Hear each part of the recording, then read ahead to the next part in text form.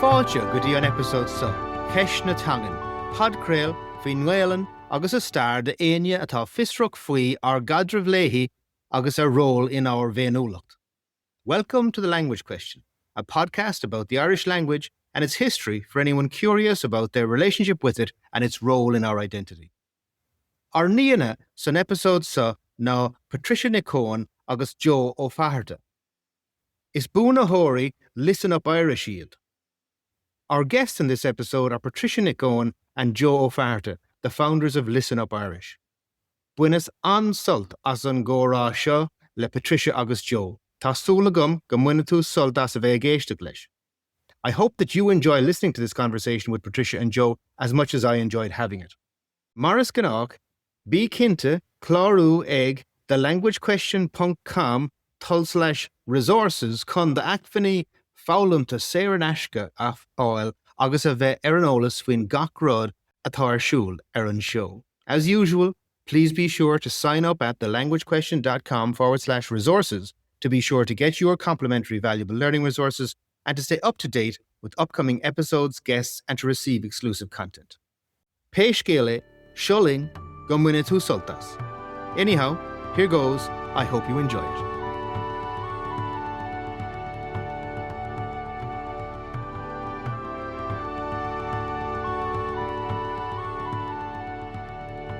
Patricia and Joe is a qualified solicitor and accredited translator. She has worked with TG Carr, the Irish language broadcaster, and the European Commission. She is the author of many books in Irish and is the founder of the All About Irish teaching system for adult learners. Joe Fátharta is a native Irish speaker from the Cárthaigh Gaeilge and a passionate advocate of Irish literature. Joe teaches Irish in Dublin City University and understands firsthand the challenges Irish language learners face due to the lack of a truly immersive Irish learning experience. Together, Patricia and Joe are the founders of Listen Up Irish. A Patricia agus a Joe, tá fáilte is fiche romh agus tá tharbheith buíochtaíomh as a bheith linn ar an show. Go riad amach Flor, tá sé go hol na bheith an seo. Oh, it's absolutely wonderful to have you both here, folks. And I suppose I want to just put my hand up and declare a kind of an interest here at the very beginning, in that the reason you're here is because I had the pleasure of being part of the Listen Up Irish Challenge last summer, I think it was.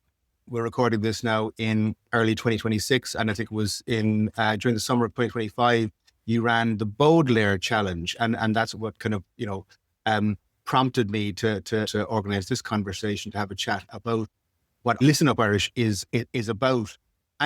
But I suppose before we get to that, and we'll talk about that in detail, but would you mind maybe let's start at the very, very beginning. And I know, Patricia, you and I have spoken before, but for people who may not have any knowledge of either of your backgrounds, would you mind just each of you giving us a little bit of background and telling us a little bit about yourselves? I'd start so, Finghin. Well, I'm from Kinvara in South Galway, and I, like you said, I trained as a solicitor and I also trained as a translator. And I have a great interest in the Irish language, in languages in general, I would say, but especially in Irish. And I have, for the last number of years, been teaching Irish to adult learners. And just in the last couple of years, really, myself and Joe then set up our own teaching program using a really distinct methodology, which I hope we'll talk about later, called Listen Up Irish. So, yeah, I'm just teaching adults all the time, really, Irish to people in Ireland and all over the world. And really enjoying it as well. Wonderful, wonderful. Joe, how about you? Yeah, you kind of said it already yourself. I grew up in Connemara. We had Irish in the household. We also had English in the household. Kind of nothing out of the ordinary. I kind of did a lot of pottering around in my early 20s, mid-20s. And in the last few years, kind of got into the teaching of Irish. At this stage, I'm kind of teaching at university level, and myself and Patricia also have this online gig that we're doing. And really enjoying it. I'm not sure, maybe 18-year-old Joe really envisaged himself teaching Irish, but I have to say it's been a great couple of years teaching adults and all types of people. It's been great. I can ask you just on the teaching point, was that something that did you go into teaching, let's say in the traditional No. kind of route in, or how did that go? No, I went, so what did I do? Very roundabout. As I said, lots of pottering. I did engineering, actually, when I left secondary school. Quickly decided that it wasn't for me. Kind of did some odd jobs, then went back and did an arts course, arts with Irish studies at the time. Those kind of BA Connects aren't there anymore. And then after that, did some other courses and just lots and lots of various jobs. Okay. And, then I think I met Patricia, and Patricia really is the one that kind of directed me towards the teaching. What was it, 4 years ago, 5 years ago now? Yeah, I guess. I was going to come to that, Patricia, and that's a perfect kind of entry point there. How did you actually come together and meet and set up Listen Up Irish? On the basis of a misunderstanding, I would say. Sure. So 4 years ago now, I was out in Barcelona, and I was just spending some time out there. I work online, so really I can work from anywhere. A few friends living out there. I went over there. I was staying there for a number of months, and as you do when you're abroad, as many Irish people do, I was on Facebook at some point, and I saw, Irish in Barcelona group, and this person put up something about it was in Irish. I skim read it, and I thought he was looking to meet other Irish speakers. So I replied quickly, "Yeah, I'm around, and actually I can see where you are. I'm very close by. Let's meet for a coffee or something. You want to speak Irish?" The misunderstanding, basically, if I had read it correctly, Joe was actually looking for students. He wanted to teach people. Anyways, we had a cup of coffee together, and then we were both thinking, God, it would be lovely to get an Irish-speaking group going here in Barcelona. So we did that. We set up an Irish-speaking group in Barcelona, had a few meetups going on there, and it's still going, actually. So that's how we started. And then I suppose I already at that stage had All About Irish up and running, and I was teaching adults, as I said, teaching Irish to adults. And I wanted to introduce more conversational Irish into some of my courses. So I needed a second voice to record the conversations. And Joe was at hand there. So I got Joe involved. And then I realized, it was just lovely to have Joe on the courses. He's got absolutely gorgeous Connemara Irish, and sounds fantastic on the courses. So then come the following autumn, I think I needed an extra teacher, and Joe taught some classes for me. So that was really how we started working together. Mm-hmm. And then as time passed on a bit more, I was aware of Joe's interest. Well, I should let you talk for yourself, Joe, but anyways, great interest in Irish literature and poetry and so on. And I am also very interested in that aspect of the language. And I think it's once you speak the language, once you can understand it, then you can access the poetry, the literature, and it's so special. But for people who don't have the language, they can't access it. So to make it accessible to learners, we came up with this kind of these courses. Myself and Joe, Learn Irish Through Literature, Learn Irish Through Poetry. So that, I guess, was the start, really. And then Listen Up Irish grew out of that. I absolutely love that piece that you mentioned there about the accessibility. Because for me, that is just so sort of fundamental, and I maybe mentioned this on here before, but I mean, I just have this thing that I'm continually thinking, can you imagine an English kid who couldn't understand Shakespeare firsthand? You know what I mean? And therefore, and that is the culture and all of the cultural references that feed into the culture. And okay, they're probably not sitting down reading Elizabethan English on a daily basis, but they could they could read a sonnet and understand the words, what they say. But an Irish person is in the situation where they have this kind of cultural heritage that is kind of, they're locked out of because of the accessibility thing. So that's why I think Listen Up Irish is such a cool concept that I want to dig into. But before we get there, I want to just maybe stop back and there's two kind of threads here that I'd like to just touch on here, Patricia, because I remember when we spoke before, and so I was very interested in what you mentioned there, Joe, about going into teaching, because as a native speaker, I was very curious about how the teaching route how you got into that, because you don't necessarily always encounter native speakers as teachers of the language. And Patricia, I remember speaking to you previously, that was something you've encountered kind of pushback from people on that before, haven't you, as being a teacher who's a non-native speaker? And how does that dynamic kind of work in your experience? Well, I suppose there is definitely advantages to both being a native speaker and to being a non-native speaking teacher. They both bring slightly different things to the learner, and both are very important, I think. So I suppose that's why I like working, especially with Joe, that I think we can bring both qualities together. The non-native speaker, somebody who has learned the language themselves, obviously understands the difficulties that the learner has and should be able to explain them, perhaps. And of course, you get native speakers, of course, were excellent, are well able to explain the language. And you get non-native speakers as well who have excellent pronunciation and so on as well. So, you can get both in the one person. But I suppose they are coming at it from slightly different perspectives. There's no doubt about that. But both bring something to the table, I guess, And Joe, just how did you, very interesting your experience in that, because I remember listening or reading Earl Leonard being interviewed in relation to this. And he talking about the fact that, he kind of almost, if you like, Irish is something that he just grew up with and he never really was aware of, what it was. He never had to learn it. And he said, in fact, at the early days of his musical career, it was, he could have perceived it more as a hindrance than an actual advantage for him, the way that his career was developing. And then he has later become obviously very, very deeply kind of invested in it. But how did you feel about that as a native speaker coming to teaching the language and then trying to relate to, let's say people who are coming to it without that sort of intuitive sense of it that you would have? Yeah. This is something that I have been thinking about recently, because as you said, like, I didn't have to ever sit down and learn about, Buckla Baninchnacha agus Buckla Fidinchnacha or the Tishel Ginnedach. Well, we kind of did have to learn them, but it was at school and it was a separate thing. So it was never this, as I said, I teach in university and I see people that have, gone through the whole education system and, their level of Irish still wouldn't be great. That kind of shocks me a little bit sometimes, to think that somebody has gone through the whole system and still they're not able to string sentences together. And so, that's an aspect of it that I suppose I haven't really been exposed to. But what all I can kind of speak on is like my own upbringing. And I was, obviously born in the Gaeltacht, but the Gaeltacht itself, I was born in the 90s. The Gaeltacht was, the English was starting to encroach on the Gaeltacht. I mean, it was fairly, it was fairly deep in it at that stage. But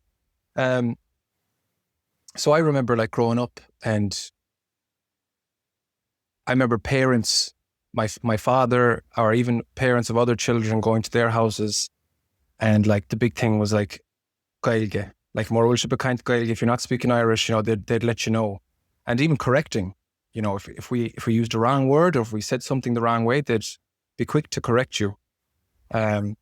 Which, looking back on it, you might have people say that, it's the wrong way to do it, and it might be the wrong way to do it. Correcting people all the time, it's really going to hurt their confidence. And but looking back on it, I am kind of appreciative in a way that at least there was people there that were willing to, say, okay, well, we're in the Gaeltacht, we should be speaking Irish.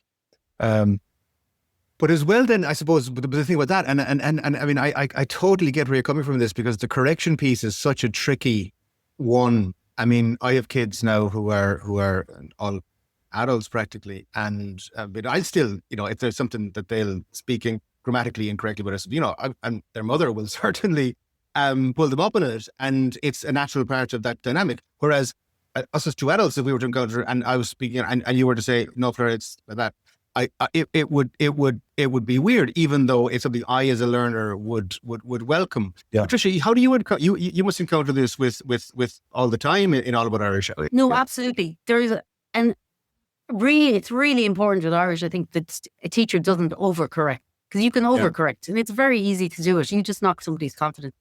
Yeah. And like, the most important thing really is that people are speaking and they're feeling confident. And of course, there's a way to correct, and that is usually just, a minute or two later, you somehow say the same sentence back at them, but you say it correctly. So you don't even, people necessarily don't even know that they're kind of being corrected.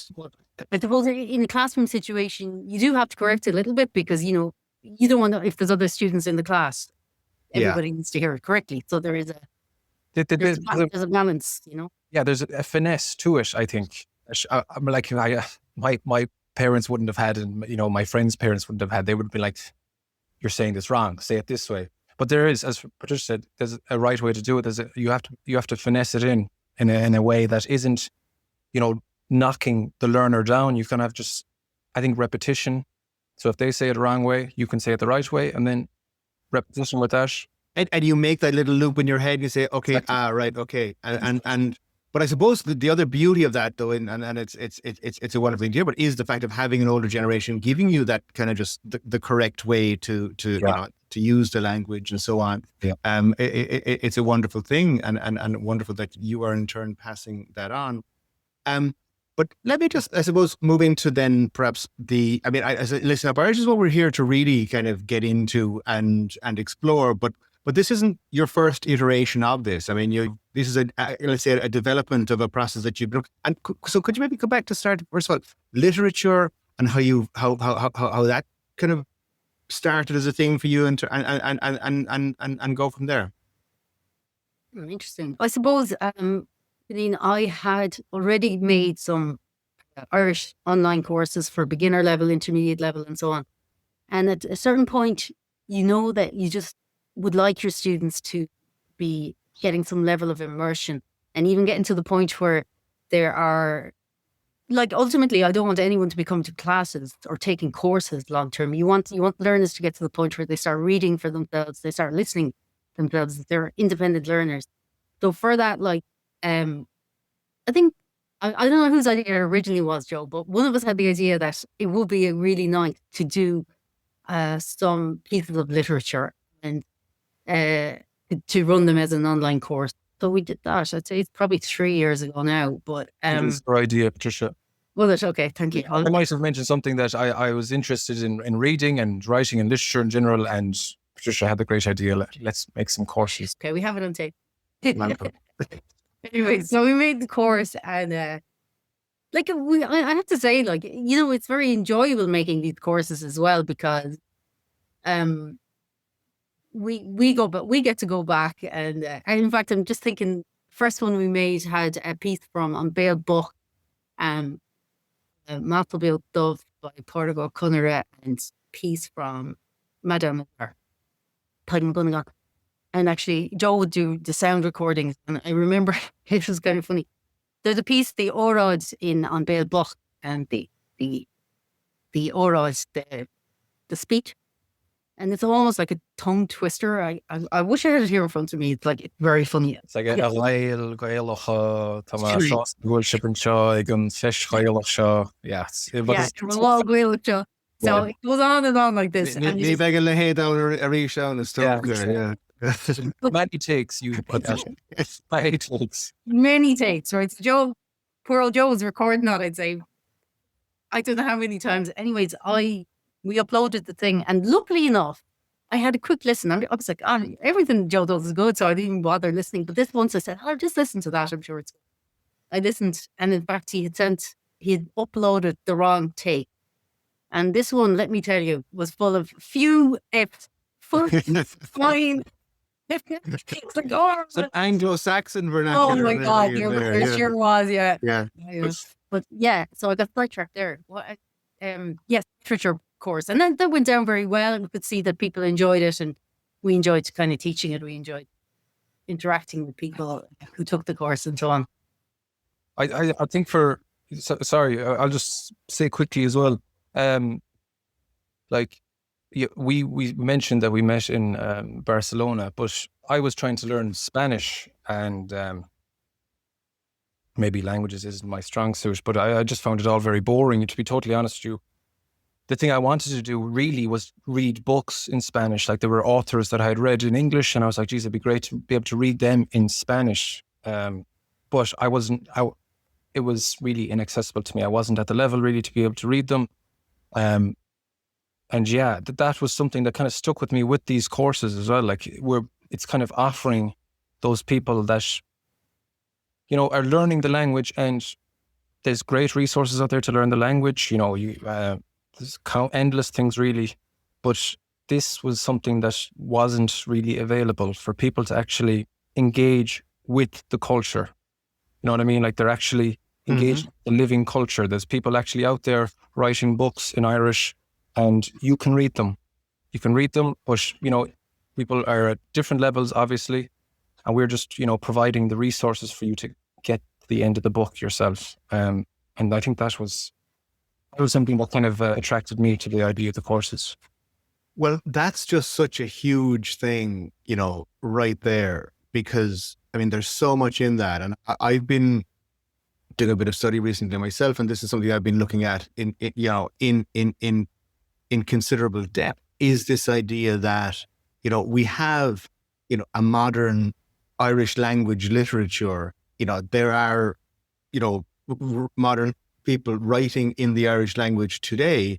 But if you were to depend solely on the English language media in Ireland, you would not know that kind of existed at all. I mean, you know, when you open the Irish Times, you don't see mentions or reviews. No, it's there are certain instances of it, and with Eilish Ní Dhuibhne now as the laureate, I hope we will see much more of that. But that, you know, just the fact that you were exposing the existence of contemporary Irish language literature is phenomenal, and then also, in addition to that, enabling people to access it. I think it's a phenomenal thing.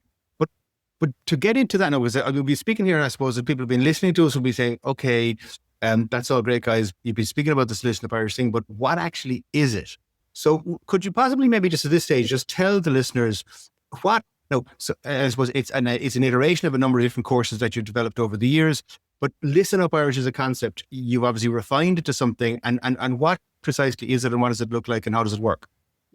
Okay, so I suppose at this stage, Finghin, we had now on the All About Irish website, which is my general Irish language teaching, learning website, I had a mixture of courses, which some I had done with Joe, which are based on literature and poetry, and then the other ones, which are beginner Irish, intermediate Irish, and so on. And the idea, it was very clear that they're two very different concepts, two different methodologies. So we wanted to put the literature and poetry on its own, stands on its own 2 feet. So we developed Listen Up Irish then to give it its own space, so that somebody who lands there knows exactly what they're getting into. They're going to get an immersive experience in Irish, learning Irish through a piece of literature already existing in Irish. These are not texts that are created for learners. Do you know what I mean? They're written for people just to enjoy the language. For Irish speakers to learn to speak, who speak Irish already. So we're not creating our own texts for the learner. And then I suppose it was last summer we wanted to do our first new course on this new platform, on the Listen Up Irish platform. And we were turning over a few different ideas. Just still really hadn't landed on anything by about, this started in January, and I'd say by May we still hadn't picked what we were going to do. And then Joe emailed me and he said, I've just read Baudelaire, and Joanne, it's brilliant. So I got hold of a copy of Baudelaire and I read it, you know, that way, just really quickly, and I was like, oh God, yeah, this is brilliant. But the other thing I noticed about Baudelaire was the chapters are all very short, and there are 30 chapters. So the one thing about online courses is it can be difficult for people to complete. So just to try and keep people going, to make sure they got the most out of the course, we decided that we'd make this one in the form of a challenge, so that every second day we released a new chapter, and just kept people going the whole summer with us then. We did that through July and August last year, based on the novel Baudelaire, which was fantastic choice by Joe, and actually, of course, it's won Irish Language Book of the Year since then. It's won many prizes, that book. So, yeah. Yes, it won at the Irish Book Awards in 2005, didn't it? Yeah. Yeah. Of which there was no mention in the English language press, I have to say. I was watching for it very carefully, really, and didn't see it at all. So. Yeah, and we are going to do Baudelaire again, by the way, coming up again one more time before this summer. Well, I look forward to it. But I suppose because I took it on last June, or whenever it was, I can't remember precisely, but it was during the summer. And I was a bit up the walls with something else that I was doing, and I was kind of reluctant. I said, it's just kind of crazy now to take this on. And as you say, you have the 30 chapters, and it's every second day the chapter goes out. But the beauty of it is, like you have this thing that it's maybe 7 or 8 minutes of the chapter. So, the time that it takes to actually sit down, if you take 20 minutes, you really have a huge amount of time to listen to the various different pieces and absorb the challenge. Then, and it's not a big part out of the day. It's a cup of coffee or some time of your lunch. I mean, it works really, really, really well. Yeah. You said you weren't sure if you were ready to take it on. I don't think we were really sure we were ready to take it on either when we started Baudelaire, because we were kind of new to it all, to this idea of a challenge, and there was a lot of work involved. But listen, we're delighted we did it in the end. But like, to go back to the question about like when somebody buys one of these courses, what are they actually getting? So what we kind of did with Baudelaire and what we did with Mac Cárthaigh, and what we will be doing with the couple of courses that we have planned for the future. Basically, we divide the chapters, where the book is divided into chapters, and how it's worked so far is every second day you will receive that chapter. Well, when you purchase the course, actually, you will actually receive the book in the post. First thing you'll get. And then every second day. For anybody who's not watching on the video, I'm actually just holding up the copy of Baudelaire that I received in the post from Patricia and Joe. And it's quite apart from the else, it is a gorgeous book. Yeah. And you'll get the calendar then explaining when the chapters will be released. So each second day a chapter will be released. You will get the PDF of the chapter itself. You'll get a translation of the chapter. You'll get a recording of myself reading the chapter, so like an audio book. You'll get summaries, video summaries of me and Patricia, or just one of us explaining what's going on. You'll get videos of vocabularies where Patricia will explain various phrases, words, things like that. You'll also get quizzes. We've added quizzes to the thing. So in case people are listening and thinking these people are just writing on the backs of authors, and we do provide a lot along with the book. We make it accessible for the learner. Oh, I mean, I can testify to that, because I remember actually receiving this book in the post last summer, before, because you send out the book maybe a couple of weeks before the challenge was due to start. And I said, what I'll do now is and I've been learning Irish for quite a while and reasonably proficient, and like to try and challenge myself. But I started reading, and immediately I just started to get stuck on things like Gaeilge. And I said, wait a second, now, what is that? And I went to teanglan.ie, and of course it's not there. And it's a type of it's a small crabs, like small Galway hooker, isn't it, or something like that? Yeah. But it doesn't show in any of the. You're not going to find that easily in a readily accessible off the shelf dictionary. And so as a learner, then because what I find when I hit something like that, I'm like, I can't move off kind of first base here, And so ye provide that kind of very, very, enables the reader to understand the maybe trickier aspects, and then kind of, if you like, use their own Irish to get involved. Exactly. Yeah. And also, especially with Baudelaire, and actually with Mac Cárthaigh as well, like, we are also bringing in the cultural or historical context. Anything like that comes up in the book, we explain it in the Storfocal videos. And especially in Baudelaire, there was so many references. Like I said, I skim read it when I got it first. And like I missed tons of references. And only when we were doing it more carefully over the summer and having to prepare the material. And honestly, I think I had Darrell Scully. He was just absolutely tormented with questions from me. He was very helpful in answering them all. But, there's so much in that book in Baudelaire that, the extra resources certainly helped somebody to. But it's just that thing as well. And like Joe was saying about reading in other languages, you couldn't read a bit in French or whatever. It's so nice not to be having to look up every word. That's just work. That's tedious. Whereas in the courses, in the challenges, we'd always have a bilingual PDF, parallel text, English, Irish, side by side, so that you don't have to look up any words.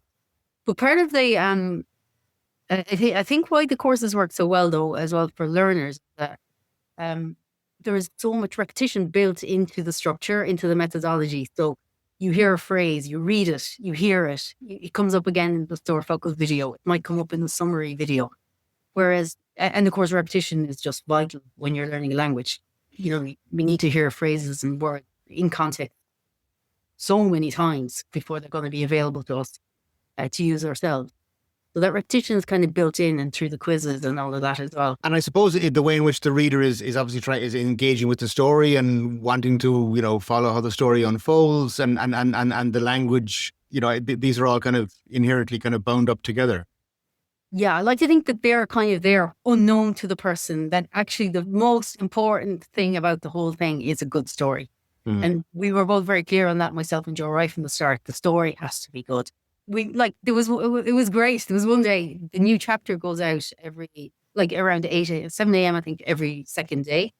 And there was one morning, there was a bit of a delay on it, didn't go out till 10 or 11. Well, we had about 10 emails. Where's today's chapter? And that is just fantastic. That's a sign people are just engaged in the story. So that was great. Yeah. I think always the best way to learn is kind of like what's the word? Like unbeknownst to yourself. You're just kind of learning and you're not even aware that you're learning.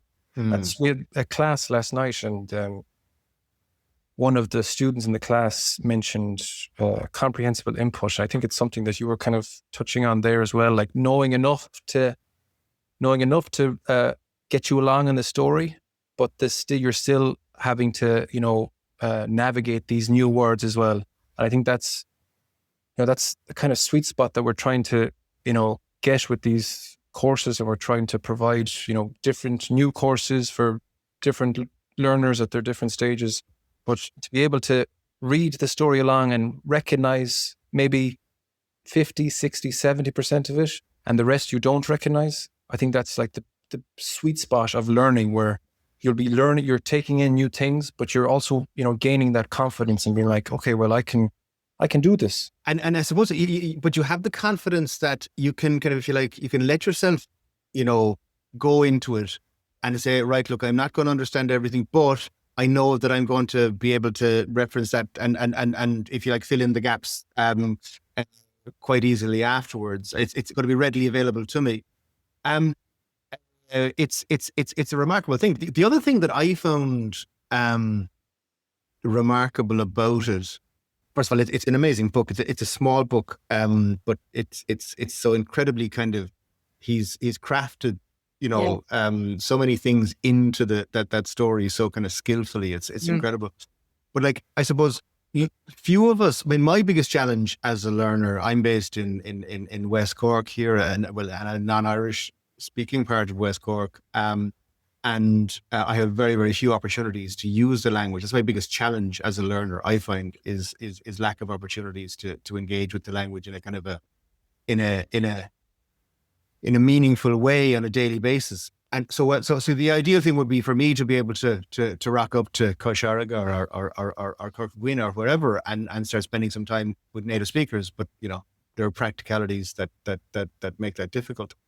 But when you get into the book, you're actually sitting down at the table in the back of the post office with the man and his daughter, and they're having this conversation, and you're in it, and you're in this extremely rich kind of, Irish language immersive experience, kind of, as you said, you're kind of almost unbeknownst to yourself. Yeah. I think, like, unfortunately in this country, it's, as you said, logistics and everything else, it's difficult to actually fully immerse yourself in the language. It's becoming increasingly kind of harder and harder to do, like, even for people that want to go to the Gaeilge. Sometimes in the Gaeilge, if somebody there knows that you're not, fully competent or fluent in Irish, they might, start speaking English with you or something. So it's becoming increasingly harder to maybe fully immerse. But I think it is essential, really, for any language learning to fully immerse yourself in the language. And, we could, maybe if we had some other type of business model, we could say, well, we'll do, an hour class every evening, and that might be all right. But again, I really feel like this kind of, maybe the emphasis is on learning, but it's also on, reading a book, enjoyment, engaging with the culture. And I think we're providing enough material really for somebody to be able to, I can listen in the car on the way home, then I can get home and I can read it. Then I can watch 2 videos while I'm, having a cup of tea. And it's all in Irish, and it's all, it's giving you that immersion, that level of immersion that, it's hard to provide, Well, I think the other thing about the challenges, what we really wanted to do as well, Flora, was like make sure people finish a book so that people can get in the habit and realize, yeah, I can read a book in Irish. Like, you bought Baudelaire and you started it. And I mean, loads of us do this all the time. We buy books, we start them, finish them. Getting to finish the thing, and like Joe said, getting that little immersion. It's not like hours and hours, but 20 minutes maybe every day, every second day. So valuable in terms of learning a language compared to maybe just going to a class once a week for an hour or something, Oh, completely. Because but the other thing about it is, that struck me engaging with it was that, well, first of all, it's a story. And the things about stories is they have a beginning, middle, and an end. And your curiosity is naturally is pulling you forward as the narrative progresses.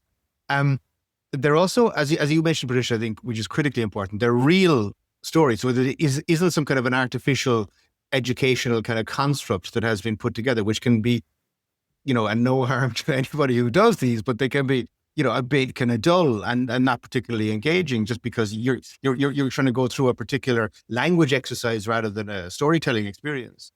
And thirdly, then you have this, like there's a very, very sophisticated social kind of things going on in the story. There's humor, there's jealousy, there's rivalry, there's all these different things happening. And that's kind of, I feel like, a little bit more sophisticated than the ordinary kind of, let's do a grammatic exercise. You know what I mean? It's really interesting. Yeah. You know what? I just think it was such a good choice for our first Listen Up Irish challenge, because when I think about that book now, and like I feel like it was last summer was like book summer for me. But I think it's like a whirlwind of a book is actually what I would say. And then like by the time we got to the end, most people were going, I made it, and I had that feeling myself with it. But the other thing about Baudelaire as a book, can't imagine that book in English. How would that come across in English? It was so uniquely, I think, being able, I'm sure there will, hopefully for the people that need it, maybe there'll be an English translation of Baudelaire someday. I don't think you could ever carry the same, picture, the vividness of the original Irish text. Yeah, that was our first Baudelaire. That was our first challenge. Yeah. I consider, I think even just the context of the tradition of the Irish language poetry and forgive me now, it's a while since I've actually kind of read it, but there's the tradition of what they call the kind of is it the Codal or whatever in Croom every year they have the Eoin. The Gaeilge, the Gaeilge, right? And that whole thing that is, most Irish people would be completely ignorant of that kind of phenomenon as a thing, whereas it's a key part of the tradition of Irish language poetry, and then how Irish language poetry is woven into Irish language music and song and everything like that. Yeah. I think you mentioned it as well at the beginning. Like, is there anybody over in England that wouldn't be able to read Shakespeare? Like, I mean, the majority of them could, but in this country, we have this literary history that we're cut off from it. A lot of people are cut off from it. They're unaware of it. Obviously, maybe if their level of Irish isn't that good, they're not able to read it, and that's the impact of colonialism and all the rest of it. And it's a shame, really, because it gives such a color, it gives such a vividness to this place, this island that we live on, that this our own cultural heritage, and it's such beauty, especially if you go back and look at some of these poems that were written by these poets. and the language, the playfulness with language, it's amazing, really. Like, it's so beautiful and powerful. And it's a real shame that we are kind of cut out, that a lot of people are cut off from that, and they're unaware of it, as you said. But I think this is, it is, and there's no doubt about that. But I think, what you guys are doing here is you're building a bridge right back in there, and that's extraordinarily cool. I mean, like, because again, O'Scully has done this like stuff. I mean, he's even got this great social stuff, like the way, and no spoiler alert here for anybody who hasn't read the book, but I mean, because it revolves around a whole thing about a school teacher kind of situation, and the new school teacher who comes in is coming from a kind of a particular kind of background, which was around the establishment of Maynooth in the 19th century, and there was a certain kind of a social dynamic associated with that versus what was the norm in the Gaeilge. And all these things come across beautifully in the book and are kind of, if you like, there's so many different kind of layers of social commentary going on in there. Yeah, and he does it very lightly. Like, it kind of shows that how broad his knowledge is. Like, he really a fantastic writer, but I felt like he just did everything so lightly that he just snapped everything in, can be aware of it or not, and it doesn't really matter with the story. But lots of layers to the story. And for anybody who I can assure you, I mean, one of the things that I found phenomenal about reading the book via Listen Up Irish, and I have to confess, I don't think I would have been capable of reading the book on my own. But was you providing this kind of context? I know, Patricia, I remember you have videos about like what that whole kind of historical context of the establishment of Maynooth was and what it looked like and how that all happened in the 19th century leading up to the famine and so on. Yeah. I mean, it might look like I'm very knowledgeable on all of these things. When actually in the background, I was frantically researching everything, and for the most part, just like emailing Darth and asking him to explain things to me so that I could explain them. But super interesting. And like Joe said, like everything is dropped so lightly into the book that why were they playing cricket in Maynooth? But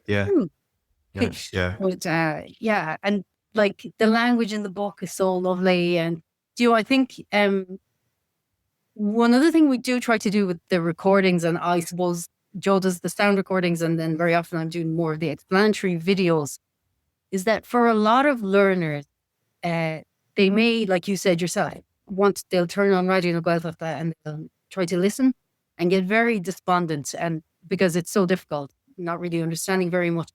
But I do think a lot of that comes down to not having an ear for any particular dialect, because of course when you listen to Radio na Gaeltachta, it really pretty much it's native speakers with from Connacht Irish, maybe Ulster Irish, Munster Irish, whatever, different dialects, subdialects. But people often, when we learn Irish in school, there's no focus given to that, so we can hear words and go, oh, it sounds very strange on the ear. Whereas with Listen Up Irish, obviously when Joe reads, it's going to be the Cárthaigh dialect, but when we did explanatory videos, I would always try and point out, why are we saying Gaeilge instead of Gaeilge, Igdina instead of Igdina, and for the Munster speaker, beg, beg me al Shamorot, Beme, and just to keep pointing those things out so that people are kind of getting used to that, and that hopefully then you're getting closer and closer to turning on Radio na Gaeltachta and listening to it. Yeah. Completely, I think completely. Because I certainly, again, I put my hand up here. When I came back to learning the language, when I say come back, I continuously have to stop myself and say I didn't come back. I actually started learning the language as an adult because I was a complete messer as a young person supposed to be learning it. But I started with the Kaidan. And, decided, look, okay, most of the kind of learning resources that are out there are in the Kaidan. So let's learn the Kaidan, and there's the correct, the way they should be. And of course, for many native speakers, I'm sure you'll say the Kaidan is a kind of a bastardization they've taken these dialects and kind of rammed them together to try and create this official central, which isn't natural to anybody. And then when you go off and you try and experience the different Kainunti, it's like, oh my God, I'm kind of having to learn a whole new language again here. And it can be a little bit daunting, but that is the severus, that is the real beauty of the language. And the beautiful thing that I think you do for us with Listen Up Irish is you give us access to that in a way that is, it's not overwhelming. Yeah, we're definitely, as well, Finghin, I have to say, like, I'm so against this thing of like, you have to say it this way, you have to say it this way. I'm like there's a whole police force out there policing people's pronunciation, and it really can be very off-putting for somebody who's learning. All we are doing in explanatory videos and listening to Joe say, this is the way it's pronounced in this particular area, and you might hear this somewhere else, and you might hear this somewhere else. And try yourself. Nobody's saying what you're saying is wrong. You have to have a conversation at the end of the day is the main goal. But in terms of if you do want to get to the point where you can listen to the likes of Rediscover, Gaeilge, you do need to start developing a little bit of an ear for dialect, differences in dialect, and that kind of Irish, I think. I think, Joe. Yeah. It's like a website that I tell people to go on all the time is canons.ie. And now maybe it's not best for, learners just starting out. But if you want to get like an idea of the variation in pronunciations across Ireland, go on to canons.ie and you can type in any word. You can type in whatever word you want, whatever it is, I don't know, madra. And you'll get 5 or 6, 7, 8, 9 variations on the word madra, starting down in Cork all the way up to Donegal. And I think that just shows like we can't be like there's only one right way of saying something. We need to be open to the variations. And I say to people as well, I've gone into classes and people are like, I'm only used to like a Donegal Irish. I'm not going to be able to understand you. And I was like, it's only going to benefit you if you've been already exposed to Donegal Irish, and now you're going to be exposed to Connemara Irish. And with the Caidan, I mean, the Caidan is a bit, lots of people have lots of things to say about the Caidan. But even like in the Gaeltacht and Connemara, and I see it like amongst younger people, that the Caidan has kind of been pushed on people in the Gaeltacht.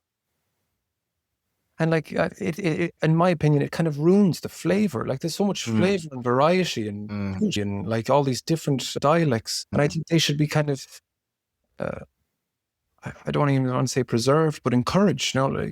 We should embrace our own differences in that sense. And, be exposed to each other. It's only a good thing.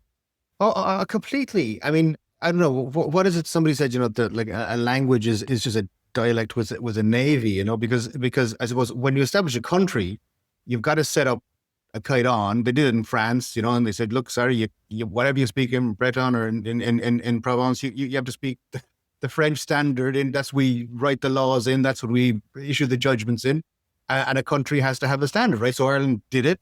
And then they created this kind of but it's a language that is only used in, well, if it isn't used in Dáil Éireann much, but to write, statutes and so on, and to be the official standard language. But it's an artificial language. It doesn't really exist outside of bureaucracy. Yeah, you're right. It's only used for legislation, really. Where you want to hear the good languages, go into a pub out the country and you'll hear. Completely. Or listen up Irish, I would suggest. But to come back and to aid our listeners maybe who aren't familiar with it or haven't had the pleasure of being participated in it before. Who is it for? I mean, what level of proficiency do I have to have now to be able to start on one of your programs? Well, I guess both our first challenge was very much for the intermediate to upper intermediate learner. And then after that, we wanted to make something a little easier. So for the kind of lower intermediate level, which would be, even people with kind of rusty school Irish or upper beginner even. So that was our second challenge. That was a shorter book, just a 3-week challenge this time, and based on Machtir Dernach by Patricia Ford, which is a really gorgeous book. And again, just a great story, but also very much a historical context that we could also use. And we added that in. We had some input from Gaeilge O'Cluhy. He's a former professor of history in the university in Gaeilge. So that one is set in Cromwellian times in Ireland as well. So like we're trying to build this kind of awareness around the language, even that all feeds into what happened to the language, and having some knowledge of that period of Irish history as well. But again, just fundamentally a good story, first and foremost. And we're actually working on the second one at the moment, which will be around the same level as our Mac Cárthaigh Dearnach one. That'll come out in March. And then this summer challenge, which is our big one, that this year will be slightly different format to last year's, but I will say we have something good planned for this summer as well. That's all I'll say. Wonderful. I'm excited already. Yeah. But so I suppose on Mac Cárthaigh Dearnach, the last wolf. So there's obviously a little bit of a natural kind of interaction with the natural environment there as well, but that would be suitable for maybe, let's say, beginner or intermediate, lower intermediate. Beginner, lower intermediate, even upper intermediates are doing it as well, and everybody can get something kind of slightly different out of it. I think. Yeah. Of course, once somebody signed up for one of our challenges, they have it long term. So they can listen to as many, they do. And this is the thing that I because I suppose for somebody who's not familiar, I mean, we're not going to go through each kind of module kind of, bit by bit here, but I mean, it's phenomenal. One of the things you get, for instance, is you'll get the PDF with the original text as Gaeilge on the left-hand side of the page, and then a translation as Béarla on the right-hand side of the page. And what I found beautiful in relation to that is I could expand out the PDF so I couldn't see the English language side of the page, and I'd listen to Joe reading it, and I'd go through it without kind of looking at the English piece, and then I'd go, okay, I didn't understand that. What was it? And you could just literally, and even if it was the way the sentence structure would work, you could then see how you had presume you, Patricia, maybe have done the translations of it, how that worked in terms of sentence structure. Yeah. But your translation was quite deliberately kind of wasn't it? I mean, you didn't. Yeah, very, very deliberately. Yeah, absolutely. Yeah. Could you explain what you were thinking there? Yeah, so for example, if you got to the sentence like something agus bungvekmenish vi una an uur agus a gihe a brickbus emeraldle. So Una was very cold and her eating her breakfast would be the translation. Of course, you wouldn't write that. You'd say something like Una was very cold as she ate her breakfast. While she was eating or whatever. Yeah. Just kind of pointing out that, and then in the explanatory. Obviously, it's when as well as and, isn't that it? Like, I mean, stuff like that. So, and him doing this. So actually, when you do a word for word translation, very often you end up with a very nice Hiberno English flavor on the text, which is nice, which Irish readers find easy, which helps Irish people who live in Ireland. We're used to the way we speak English in Ireland, but I know for some of our American and people living outside of Ireland, they find it a little odd to read those. I know, and he goes like, and I'm after breaking it now, sure. But that's the idiom, Yeah, exactly. But I think as an Irish person learning, I found that phenomenally beneficial because you had deliberately kind of, if you like, maintained the Irish language idiom into the English language, which makes sense for us here in Ireland. Yeah. And you could then go back and say, oh, that's strange. That's why we say it that way in English. Yeah. No, it's phenomenal. Yeah. Phenomenal. Tell me, Patricia, sorry, and Joe, obviously, have you noticed from your experience of running the challenges now, have you gotten any feedback from people in terms of how people have engaged with it, what has worked for people or what hasn't worked for people or things like that? Yeah, I can answer that. I think we've been maybe pleasantly surprised by the positive feedback we've gotten. I think people who have taken the course seem to enjoy it.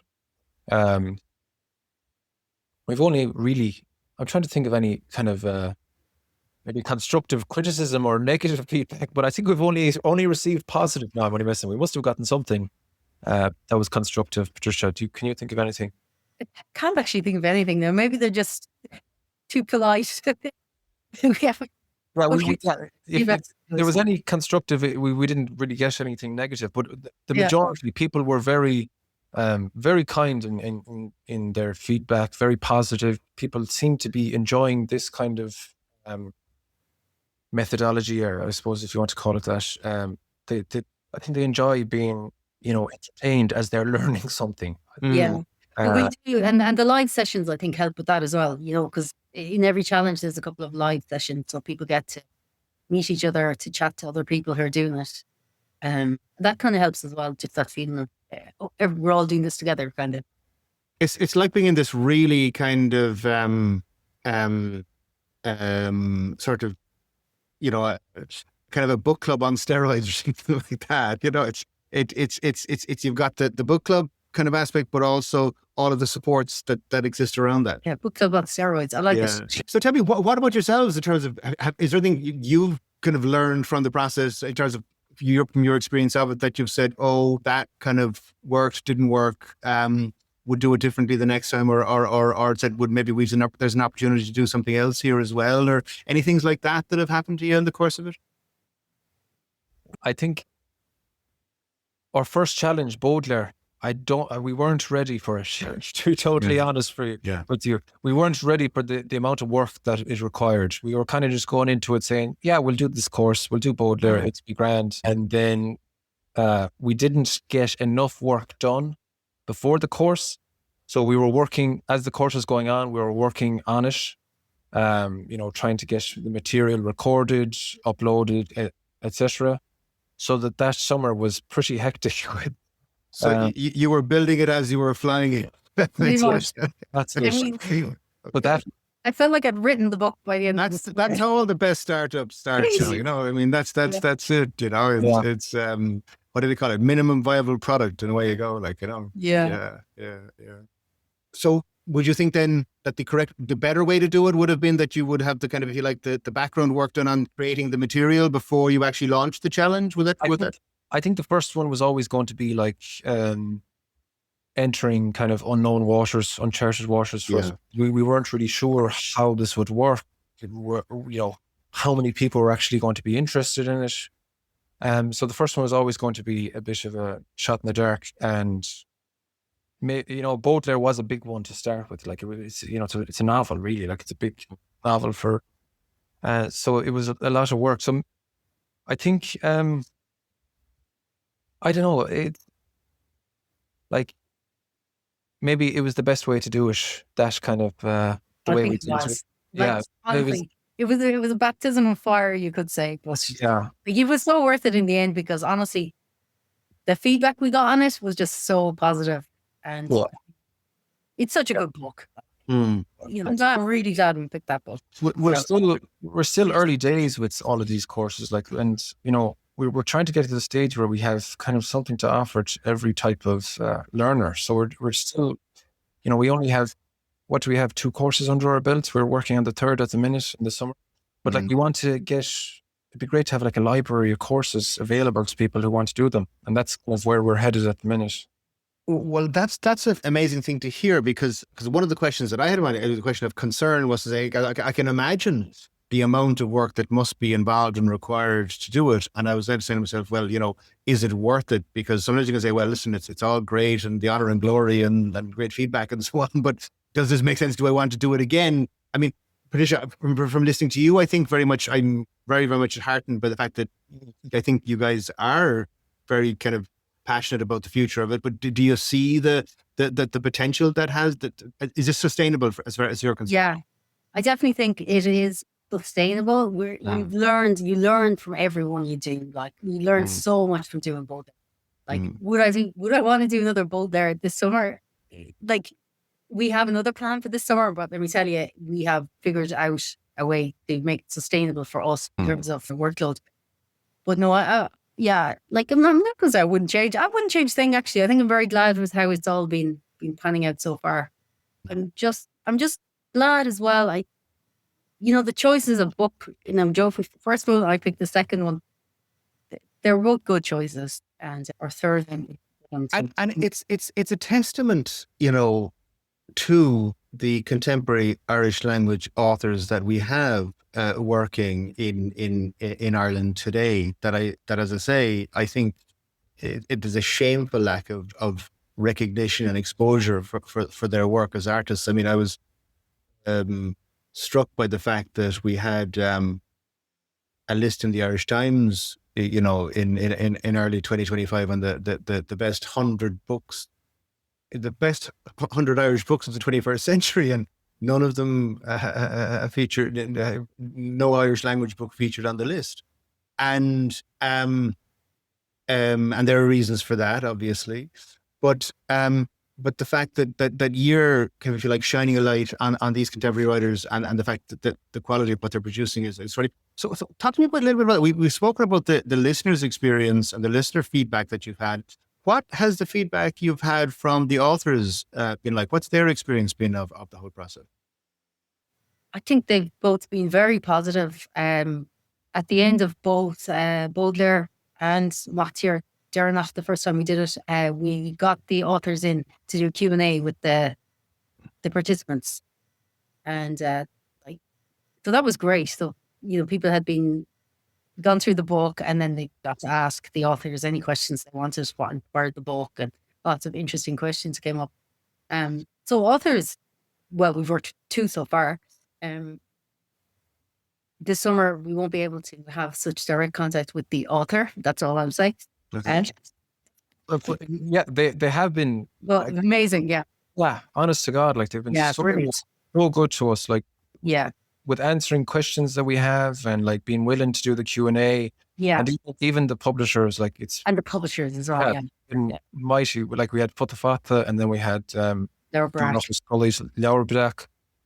Like both of them just really, really fantastic people to be working with, and like so kind and to offer their, guidance and answer any questions we had.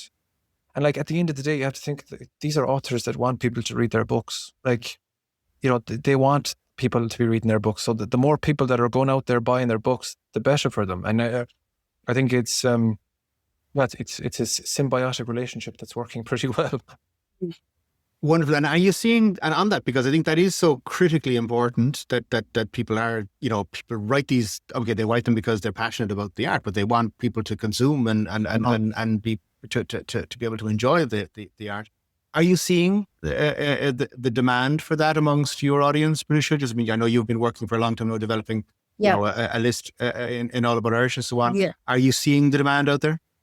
Yeah, well, I like, as somebody who's been teaching adults for many years, like I have always been encouraging people to read, and not just come to your class, but reading little chapters, doing excerpts from books in classes and so on.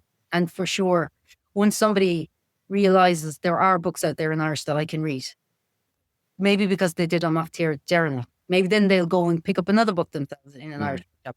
So it's just even if it just somebody does one challenge with us, but it gets them started. I think people sometimes are not aware of, like, if you looked at the Fátharta website, for example, and the range of books they have for children there, or Laura Brack has Roald Dahl in Irish, there's so many great books in Irish out there, by original books and also translations. But so I just think for learning a language, like reading and listening, they're fundamental way, and there's such a way to get input in a language like that. Yeah, and there's another thing to add on to that as well. Like, I think, Patricia, you mentioned it, like everyone who buys a course, they get to keep, nothing goes away after once the course is ended. You keep all the materials and stuff. And like, I remember, when I was a young lad trying to read Martin O'Kane, and geez, I couldn't read any of it.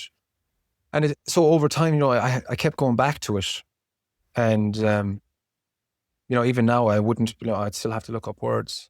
But over time, reading stories and looking them up and doing that slog, it's just, you can't really read the book properly. You're going to the dictionary every couple of words. But after a while of doing that, now I can read the stories and like, oh yeah, I remember what that word means. I remember what this word means. And I think that's something that these people who've bought these courses will have. Maybe if you do the course first time around and you're like, Jesus, there was a lot there now I didn't get. Well, then you can go back to the start of the book again and start over. And like, oh yeah, I looked up that word before. Now I have that word. And yeah, like for me, when I started being able to actually read Martin O'Kane instead of, looking up at the folklore, such a great moment for me. I was like, oh, this is fantastic. Like, Because I think Crane Killa must be up there with Ulysses in terms of the amount of books that sit on shelves that nobody's ever read. Yeah, definitely. Yeah. Folks, as we approach the end of this session, I listen. I'm sorry. I know that I have you here. I could hug you and kind of keep you talking forever, but unfortunately, we have to try and keep this in a framework that works for our listeners. What I'd like to do, first of all, I'm just extremely pleased and delighted to hear that the future of Listen Up Irish is strong. And for anybody who hasn't had pleasure of participating in it previously, I really cannot encourage or recommend it to you enough. And I myself am looking forward very much to watching that coming forward for us. And it's great to hear that it is sustainable and that it is and that you can see a future in it. But I suppose separately from just the business case, if you like, for doing these things, what motivates you in it? What is your Irish language why, in terms of you put all of this work into the language and the literature and helping people to learn? Why do you do that? Both of you, would you mind giving me just your thoughts on that? Patricia, first of all. Okay, I'll go first. I think, Flor, when I spoke to you a couple of years ago on the podcast, I said I originally got into Irish because I was teaching Irish because I was so interested in languages. And that is very true. So language learning in general is a kind of passion of mine. However, there's something more with learning Irish, that if you live in Ireland or even you're outside of Ireland, this whole extra culture, and to think that this culture has been hidden from people, to think that it's endangered as well, it would make you sad to think that it could be lost. So I think just for whatever way I can help people access the language, even place names, and I think probably I'm kind of a political type of person as well, in terms of what we see going on in the world and cultures being destroyed and lost and and the effects of colonization and all of that. So bringing Irish back, Irish is here and it's always been here for so many people that living in the Gaeltacht areas, but trying to increase the use of Irish, to increase the idea that we could maybe, God, imagine if we could be bilingual society. I just think it'd be so amazing.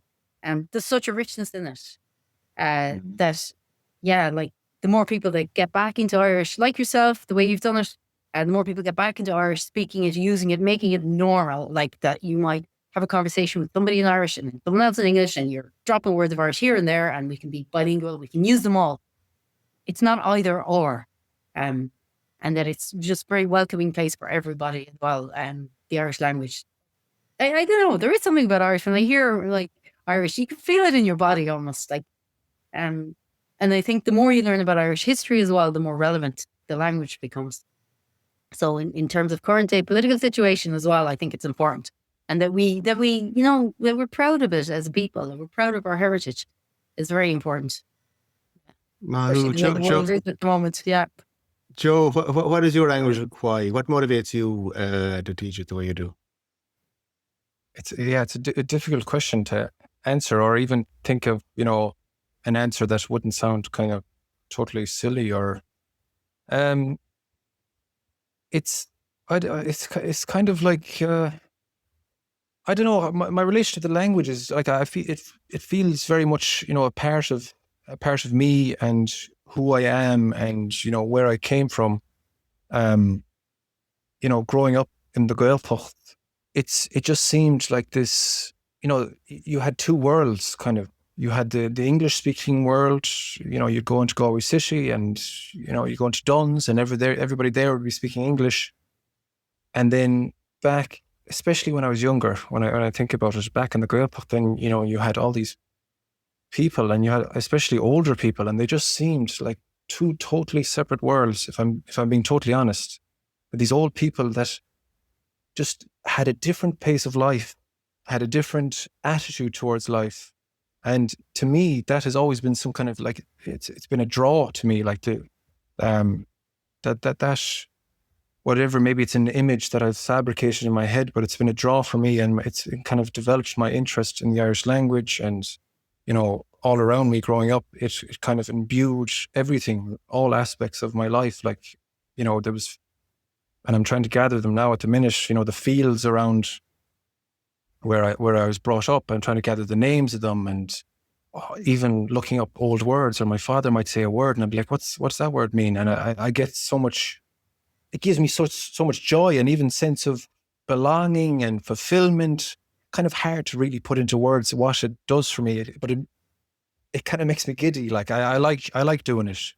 And so maybe with the teaching, I'm trying to maybe pass some of that giddiness on, if that makes any sense.